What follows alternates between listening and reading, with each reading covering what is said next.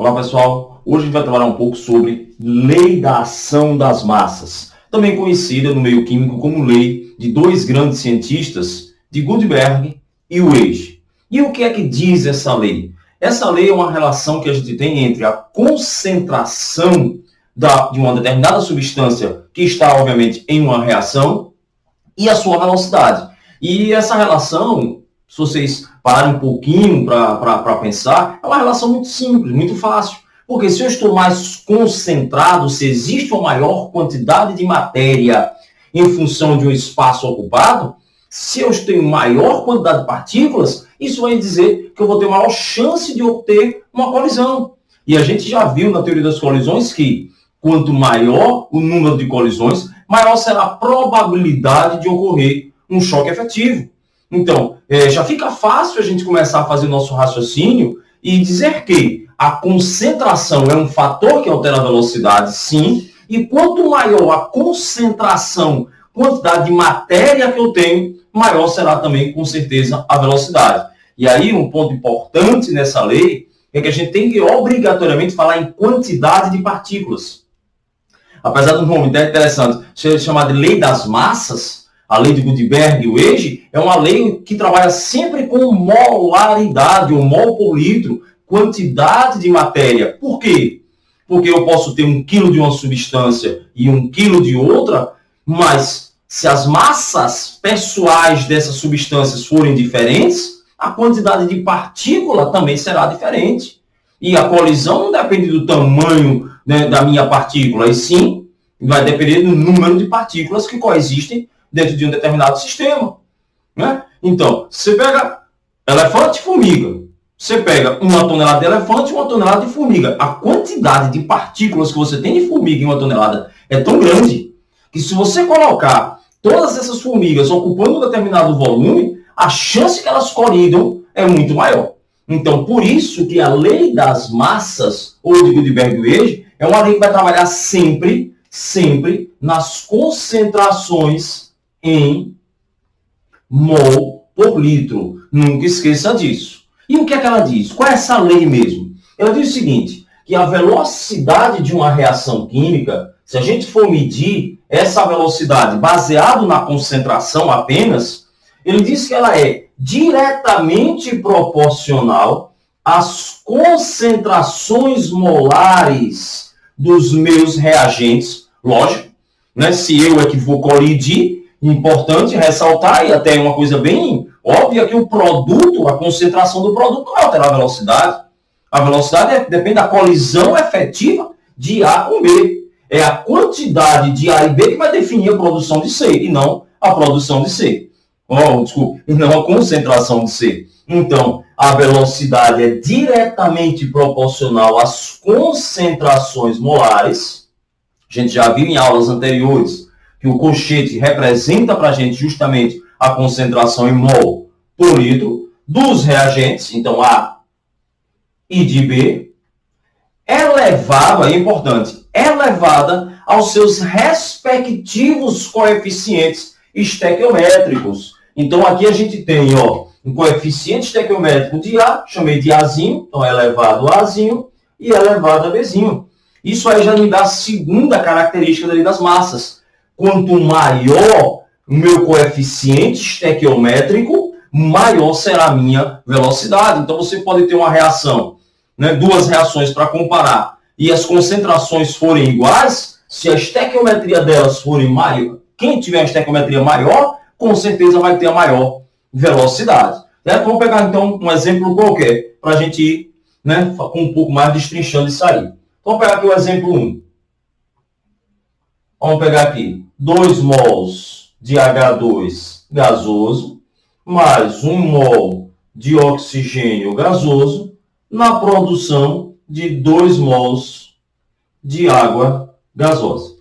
Imaginando a reação direta, né, que essa é uma reação reversível, mas imaginando uma reação direta, eu vou dizer o quê? Segundo a lei das massas, que a velocidade com que hidrogênio e oxigênio vão reagir na produção da água gasosa, essa velocidade será diretamente proporcional à concentração de H2 elevado ao quadrado vezes a concentração de O2.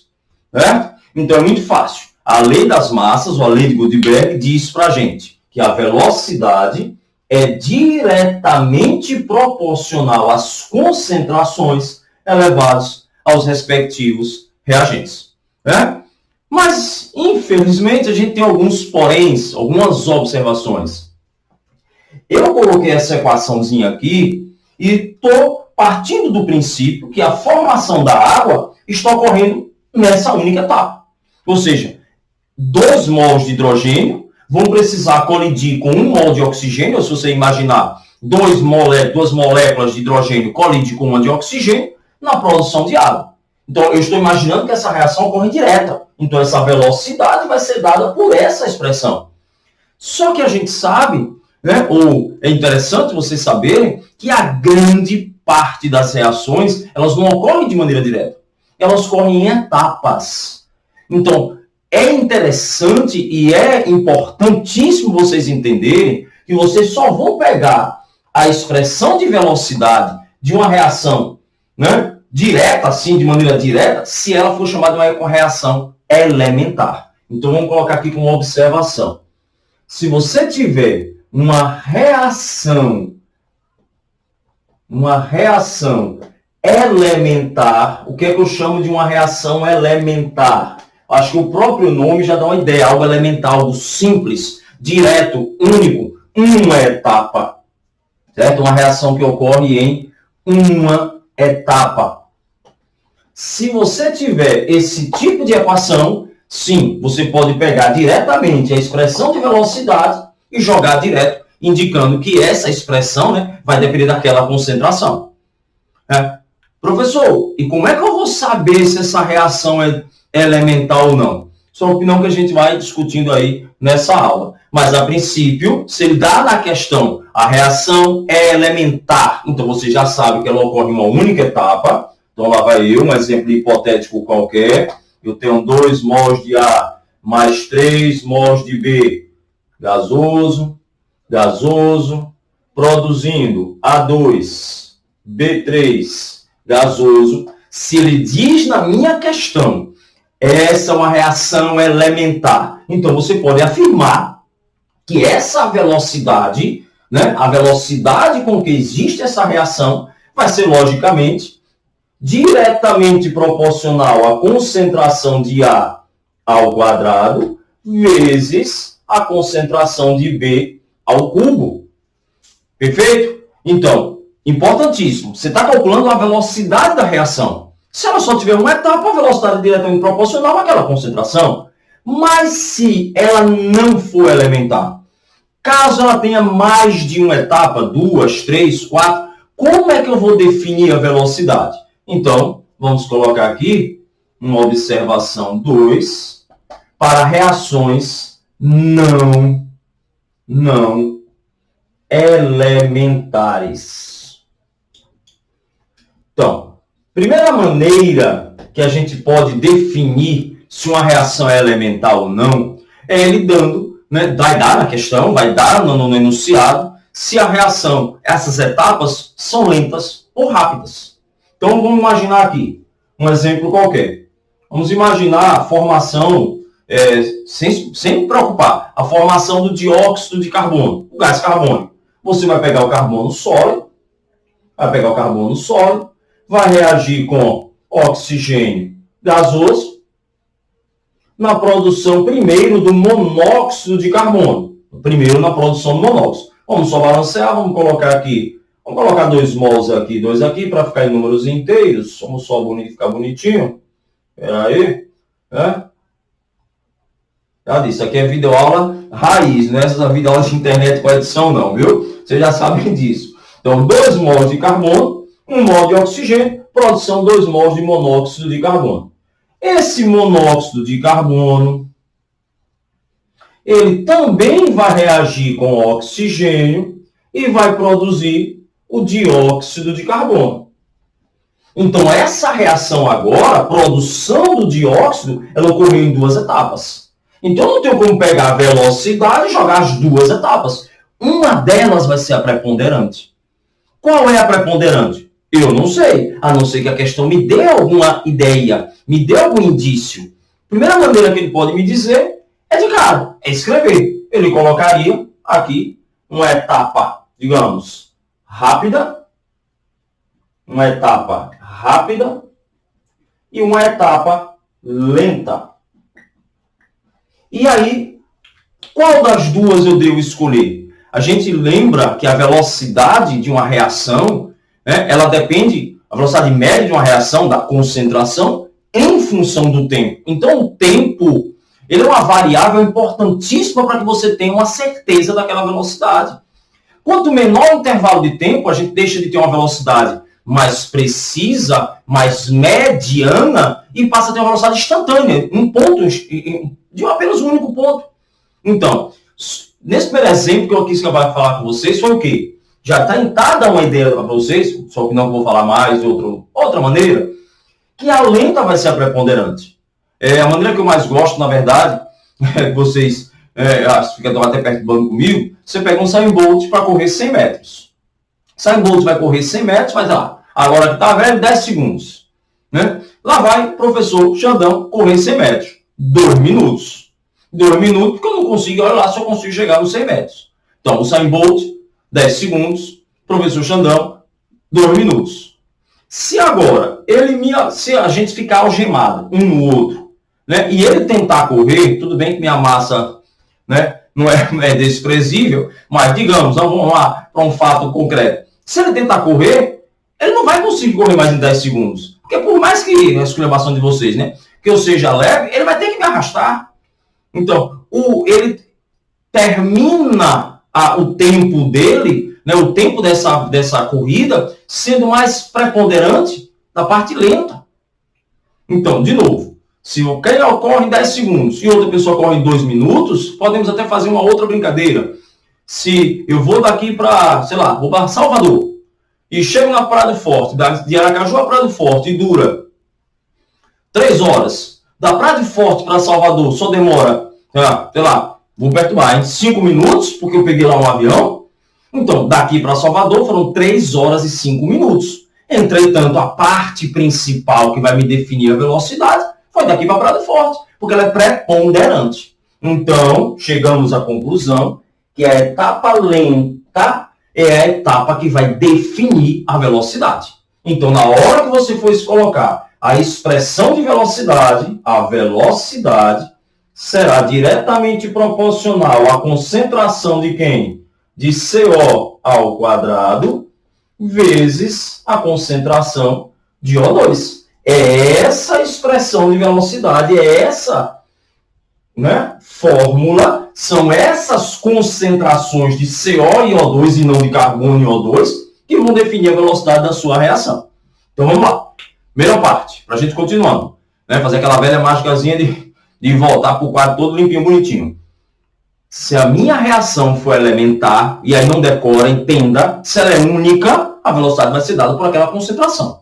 Se ela tiver mais de uma etapa, eu vou preponderar, ela vai ser definida pela etapa lenta. E aí o primeiro exemplo que eu estou dando para vocês é ele dizer para a gente qual é a etapa rápida e lenta. Eu posso ter 200 etapas. Uma delas será mais lenta. E é essa que você vai pegar para calcular a expressão de velocidade. Existe uma outra maneira? Tem sim. Né? É o que a gente vai ver agora. Aquele VaCt-Vupt. Voltou? Então vamos lá. Segunda maneira que ele pode trabalhar com a gente. Ele pode dar, ou matematicamente, as energias de ativação, ou através de uma grafia. Eu acho, sinceramente, que através da grafia talvez seja mais complexo. Porque se ele já dá o valor de energia de ativação, eu olho já o valor e já sei. Professor, onde o senhor está querendo chegar? Lembre que a energia de ativação é aquela energia que eu necessito, né? Aquela mínima energia que eu necessito para começar. Se você imaginar que você tem uma alta energia de ativação, isso vai implicar, então, em dizer o quê? Que aquela reação vai demorar mais. Então, já é a segunda maneira. A primeira eu já disse a vocês qual era a etapa lenta. Na segunda eu não vou dizer, aspas, não estou dizendo de maneira direta. Mas eu acabei de dar uma informação, a energia de ativação. E se você sabe que a energia de ativação é maior, significa dizer que aquela etapa ela é preponderante, Por quê? Porque ela vai demorar mais, ela vai ter um maior intervalo de tempo. Então, ou matematicamente, ou através de geografia. Então, eu olho essa reação. A gente tem que analisar o gráfico com uma reação. E nesta reação, vamos lá, ver se vocês conseguem visualizar. Eu tenho A, que é o meu reagente, e vai produzir na primeira etapa B. A produz B. Com a primeira, eu vou chamar de EA1. Né? E B, por sua vez, B vai reagir de algum modo na produção de C. E eu vou ter uma energia de ativação 2. Então, eu tenho duas etapas. Essa reação, de novo, ela não é elementar, não é direta. Ela ocorre em duas etapas, em duas maneiras. Qual etapa eu devo usar? A lenta. Qual é a lenta? Fácil. Eu visualmente no gráfico, ou, como eu disse, através de um dado matemático, eu olho a minha energia de ativação. Primeira energia de ativação é o meu EA1 aqui, que eu estou colocando, e minha segunda energia de ativação, o meu EA2. E é perceptível, é visível que EA1 é maior do que EA2. E se a energia de ativação 1, vamos lá, se a energia de ativação 1 ela é maior do que a energia de ativação 2, eu já sei que a primeira etapa ela é lenta. Ou mais lenta do que a segunda. Então, ela é preponderante. Então, é a partir desta etapa aqui que você vai definir a lei da velocidade. Então, eu posso dizer que para esta reação, a minha lei de velocidade será diretamente proporcional a apenas a concentração de A. Foi A, não porque está no início, foi A porque essa primeira etapa ela é mais lenta do que a segunda. Se eu tivesse uma altíssima energia de ativação aqui, B, ou a segunda etapa seria preponderante. Ok? Então, vamos lá. Primeiro exemplo, eu disse a vocês qual era a etapa lenta, e a gente já entendeu, né, que a etapa lenta ela é a preponderante. Segundo exemplo, eu estou dando através de grafias ou através de matemática, de valores matemáticos, quem é que tem maior energia de ativação? Se eu tenho maior, eu demoro mais. Se eu demoro mais, eu sou preponderante. E a terceira maneira? A terceira maneira seria a que mais cai em vestibulares. E aí seja qualquer um. Como é que eu vou definir a lei de velocidade? Então vamos lá. Coloquei a minha reação, A mais B produziu C e D. Aí vem a primeira aquela vontade absurda, enorme, né? Que vontade de quê, professor? De chegar e já colocar que V é diretamente proporcional a A e a B. Ô, vontade danada! Só que eu não posso afirmar, aspas, ele não disse, em nenhum momento eu acabei de dizer, nem estou dizendo, que essa reação é elementar. Então eu não posso afirmar que a velocidade depende exclusivamente de um molde A e de um molde B. Pode ser que nem B nem altere. Pode ser que A não altere. Então eu preciso descobrir qual é a proporção, qual é a lei de velocidade. E a partir da lei de velocidade que a gente vai descobrir através desses experimentos, a gente vai comparar com a que a gente imagina que seja e aí discutir se ela é elementar, se não é elementar, né? Se ela não for elementar, qual é a etapa preponderante e a gente vai tentar visualizar. Beleza? Então vamos pagar. Como eu vou saber? Ó, perceba aqui. Eu trabalhei 3 exemplos, 3 experimentos de velocidade. Nesses 3 experimentos, eu coloquei concentrações variáveis e me deu uma velocidade.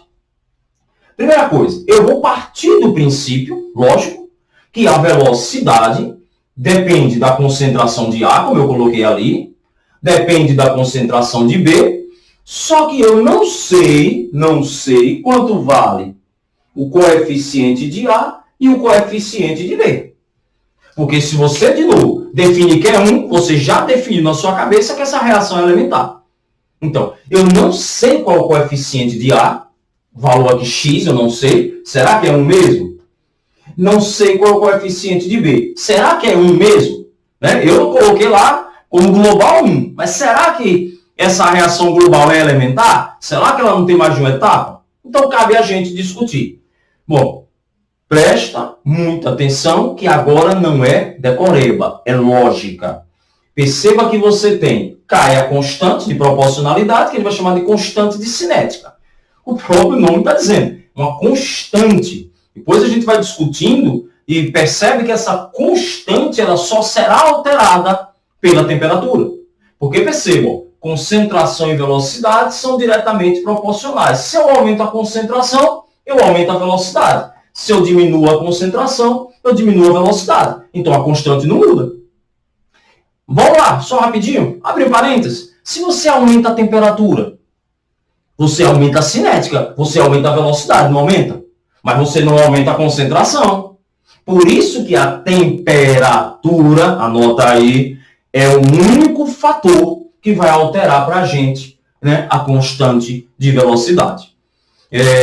Vocês algum dia foram fazer algum curso, né, de engenharia, de física, de química, vocês vão perceber, né, existe uma forma, uma lei de Arrhenius, que ele vai trabalhar essa constante com outras variáveis, como energia de ativação. A gente está dando aula aqui para o ensino médio, e para o ensino médio, né, mesmo em vestibulares como FUVEST, Unicamp, eles não trabalham com a equação de Arrhenius e trabalham apenas que a velocidade é diretamente proporcional às concentrações e que a constante só será alterada pela, anotou, temperatura. Professor, eu vou fazer um vestibular do ITA, eu preciso lembrar da equação de Arrhenius? Com certeza. Aí é um outro tópico que a gente pode trabalhar, mas não vem, né, nesta aula aqui falar sobre isso, não convém falar sobre isso, certo? Então, por favor. Então, vamos lá. Qual é a minha lógica? Aqui é constante, então não vai mudar. Em nenhum momento ela muda, então não vou nem me preocupar com ela. Mas eu tenho duas incógnitas, né? Então qual é o meu raciocínio? Eu vou pegar duas etapas, dois experimentos aqui, onde a concentração ou de A ou de B não mude. Vamos raciocinar. Se a concentração não mudar, ele não vai alterar a velocidade. Então eu descarto logo ele. E descartando ou A ou descartando B, eu passo a ter apenas uma única incógnita. Vamos lá, vamos continuando? Então é o seguinte, eu vou pegar aqui a primeira e a segunda etapa. Ó, vou pegar aqui a primeira e a segunda etapa. Quando você pega a primeira e a segunda etapa, vamos pegar aqui primeiro, ó. A primeira e a segunda etapa, eu de cara estou vendo que a velocidade vai ser alterada. Vamos embora. Mas alterada por quem? Por E? Não. Porque a concentração de B não mudou. Se a concentração de B não muda, ele não vai alterar a velocidade. Então, ó, já descartei. Pegando a primeira e a segunda, eu vou dizer que V é K vezes concentração de A elevado a X. B já foi colocado à parte. Mas por quê? Porque a concentração dele é constante. E agora sim, fica fácil. K não muda. K não muda. Então, o único fator variável aqui vai ser X. Vamos ver? O que aconteceu do primeiro para o segundo exemplo? Do primeiro para o segundo experimento, eu dobrei a concentração. Daqui para cá, a concentração de A foi dobrada. Dobrei, não sei a minha incógnita, X. K não muda, vou esquecer. E o que aconteceu com a velocidade? Também dobrou de 10 para 20, 2. Então, acabamos de discutir e descobrir, então, né, função exponencial, que x vai ser igual a 1. Pronto. Acabamos de descobrir o primeiro coeficiente. Essa incógnita aqui, que a princípio era 1, né, que com uma equação global, já descobrimos que é 1. Agora o que a gente faz? O raciocínio inverso. Eu vou agora escolher dois experimentos onde a concentração de A não muda. Porque se a concentração de A não mudar, quem vai definir a velocidade vai ser B. Qual é? Ó, primeiro e terceiro. Então eu vou pegar aqui agora, ó, 1 com 3. E pegando o primeiro com o terceiro, né? Aqui eu calculei x, Aqui eu vou calcular y. O que é que eu tenho, pessoal? Eu tenho que a velocidade é diretamente proporcional à concentração de B elevado a y. O que aconteceu com B do primeiro para o terceiro? Dobrou. Então, 2 elevado a y. O que aconteceu com a velocidade? Quadruplicou. Opa, aí a matemática é simples, né? 4, na verdade, eu posso chamar de 2 elevado a 2, 2 elevado a y, então eu chego à conclusão que y vai ser igual a 2. Já achamos o nosso segundo coeficiente, que foi 2. Agora, vou apagar aqui para a gente voltar para a reação.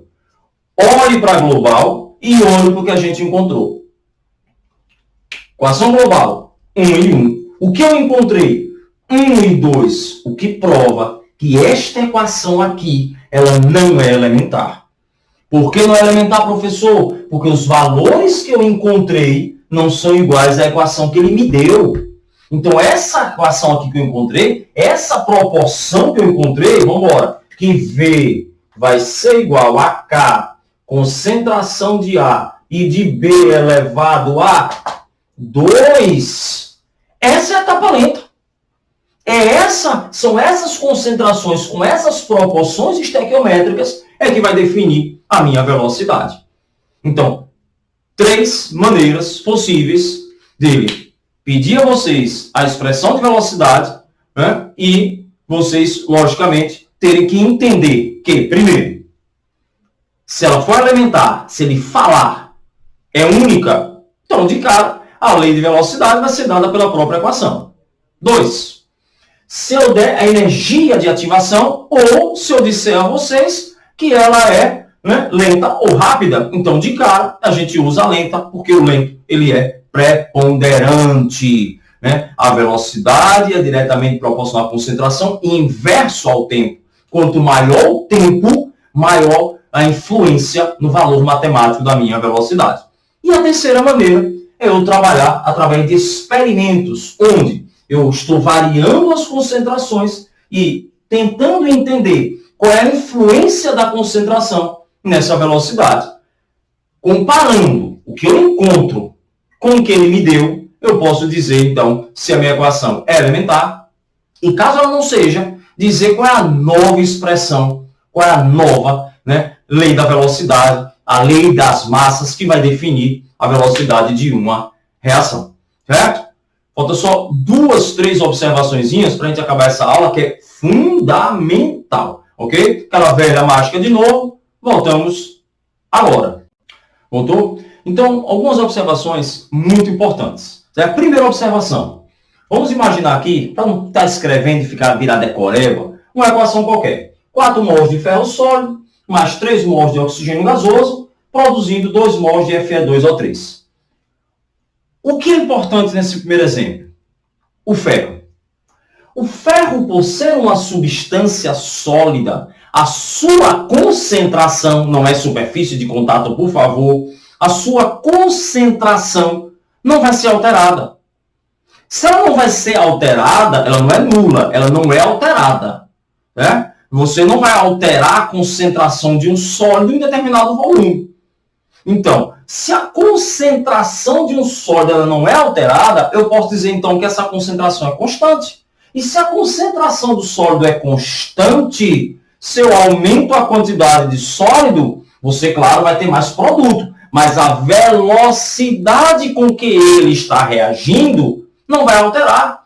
A cinética dessa reação não depende da concentração. E aí, de novo, não é superfície de contato. É a relação de quantidade de matéria em um determinado volume. Se a concentração dele não muda, significa dizer que a velocidade vai depender da colisão do oxigênio. Alguns professores, alguns autores, trabalham mais do ponto de vista de colisão, na teoria de colisão. Se eu sou um sólido, eu sou, na teoria, estático. Então, a velocidade com que existe essa reação não depende da colisão do ferro com oxigênio, e sim da concentração de oxigênio que está colidindo com esse ferro. Talvez assim seja um pouco mais tranquilo vocês entenderem. Então, onde é que a gente vai chegar? Se essa concentração é constante, não vai alterar a minha velocidade. Então, a lei de velocidade, a lei das massas para essa reação vai ser dada pela apenas concentração de oxigênio elevado a 3. Se você quiser, né, ou a questão pode apresentar, ele pode dizer que K é O2 elevado a 3 e a concentração de ferro está sendo elevada a 0. Ou seja, qualquer valor que você colocar aqui de concentração, esse valor aqui vai dar 1, ou seja, a velocidade não será alterada. Então, de novo, não estou dizendo que a concentração não exista. Sim, claro que existe, mas ela não será alterada por ser um sólido. Se ela não vai ser alterada, ela é constante. Se ela é constante, ela não vai alterar a minha velocidade. Primeira observação. Segunda, olha o que está acontecendo com essa reação. Eu peguei HCl líquido, coloquei em água, ele sofreu uma ionização, uma formação de um íon, e todos os íons continuam em meio aquoso. O que eu posso começar a raciocinar aqui? Que a água, na verdade, ela não reagiu. Ela é um meio onde está ocorrendo essa reação. A velocidade com que o HCl se ioniza depende da sua concentração e não da quantidade de água. Se você tiver 1 litro de água ou 20 litros de água, a ionização de um ácido não depende da quantidade de água. Não existe. Eu sempre lembro, né, do meu professor da universidade. Qual é a concentração de água na água? Não existe, porque a água aí é um solvente. Então, por favor, uma observação. Não estou dizendo em hipótese alguma que a água não possa entrar em uma expressão de velocidade. Agora, quando a água for vou até colocar aqui do lado, for um solvente, ou se você estiver trabalhando com outras reações, onde você tenha outros solventes, um benzeno como solvente, dissolver, né, ou dispersar o tolueno no benzeno, então o benzeno ali passou a ser um solvente dessa reação e não um reagente. Professor, e como é que eu sei que ele é o solvente? No caso da água é bem tranquilo. Por quê? Porque olhando a equação, você tem aqui água como reagente e você tem aqui, ó, meio aquoso. Aqui, na verdade, você tem o quê? O H2O capturando o íon H+. Então, você continua tendo água. Então, a água é o solvente dessa reação e não um reagente dessa reação. Se por algum acaso você encontra uma reação onde você tem água de um lado, né, do reagente, lógico, está trabalhando com cinética, e você não encontra água do outro lado, nem está em meio aquoso, a água ali, claro que foi um reagente. Então, ela vai lá e participa da expressão. Né? Nesse caso, a velocidade vai ser dada apenas pela concentração de HCl. Próximo tópico. Vamos lá. Todo mundo gasoso, não tem solvente. Então, o primeiro ponto aí, a expressão de velocidade vai ser dada por quem?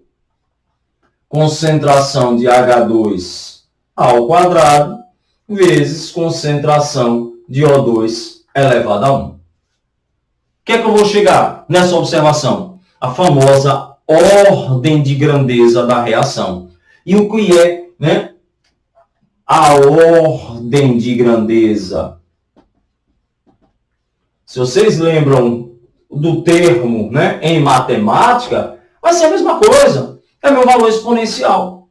Então, a gente vai imaginar como se a base aqui for a mesma. Então, você, digamos, tem 10 ao quadrado, 10 a 1, você teria 10 a 3. Então, eu posso dizer, então, ó, que a soma dos meus coeficientes da expressão de velocidade, a gente acabou de ver, ó, 4 mais 3 daria 7. Só que, nesse caso, a minha reação não é de sétima grandeza ou de sétima ordem. Por quê? Porque o ferro não altera. É 0. Por favor. Então, não vai aquela decoreba, né? Ah, eu vou somar, vai ser minha ordem de grandeza. Pode até ser, desde que ela obedeça à lei de velocidade, que a gente tem que trabalhar nessa aula todinha. Não pode ser uma equação global, tem que ser a etapa lenta. Né? Se eu tiver mais de uma etapa, eu tenho que saber qual é a lenta para saber qual é a ordem de grandeza. Se eu não souber, tem que calcular.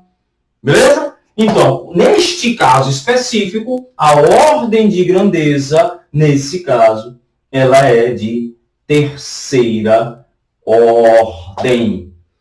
2 mais 1, 3. Ou eu posso dizer que ela é de segunda ordem em relação ao hidrogênio e primeira ordem em relação ao oxigênio. Então, vamos lá. Exemplo 2. Pegar uma reação hipotética qualquer. Eu tenho A gasoso, vamos lá, mais B, 2B sólido, produzindo AB2 líquido. Quem vai ser minha ordem de grandeza? Aí aquela vontade rápida, terceira ordem. Não. Ela é de primeira ordem. A velocidade será dada apenas pela concentração de A. Se você insistir em colocar B, você tem que lembrar que vai estar elevado a zero. Por quê? Porque aqui você tem um sólido. Então, essa minha reação é uma reação de primeira ordem. O que é que eu estou dizendo com a reação de primeira ordem? Eu estou dizendo, então, que é uma reação unimolecular. Quanto maior a ordem de grandeza, mais quantidades de moléculas vão ter que se colidir para que haja reação. Imagine, ó, eu preciso aqui de 3 moléculas, 2 de hidrogênio, colocando em mol, colocando em partículas mesmo, 2 de hidrogênio e oxigênio. Então, se isso acontecesse desse jeito mesmo, era uma reação muito difícil de ocorrer. Por quê? Porque eu precisaria perfeitamente de uma colisão efetiva de 2 para 1. É só, não deixa de ser uma curiosidade, mas é importante vocês entenderem. Já uma reação dessa aqui de primeira ordem, eu só dependo de uma única molécula para ocorrer. Então, a tendência é que as reações, né, quando se fala de química, se fala de tudo, de probabilidade, é que as reações de menores ordens de grandeza sejam mais rápidas. Tranquilo? Vamos lá. Foi grande a aula, que essa tópica ele é muitíssimo importante. Ele abre toda a parte para um assunto que a gente vai ver, né, uma outra famosa, né, em época de videoaula, em outra playlist, que é equilíbrio químico, processos reversíveis, que é fundamental em qualquer prova. Certo? Vamos lá. Abraço. E até a próxima, né, meus amores?